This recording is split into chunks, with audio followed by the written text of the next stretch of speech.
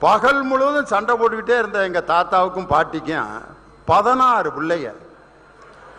அதுதான் எனக்கு பெரிய மர்மமா இருக்கு. இன்னைக்கு எந்த நேரமும் சண்டை போட்டுட்டு எப்புட்றா அப்படின்னு ரொம்ப எனக்கு புரியாத புதிரா இருந்துச்சு. 3 வயசுல எங்க தாத்தா போய் கேட்டே விட்டேன் நான், எப்படி தாத்தா 16 பிள்ளை?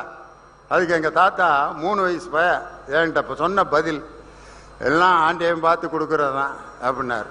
கடவுள் கொடுத்தாராம் 16. நான் நம்பிட்டேன் 3 வயசுல.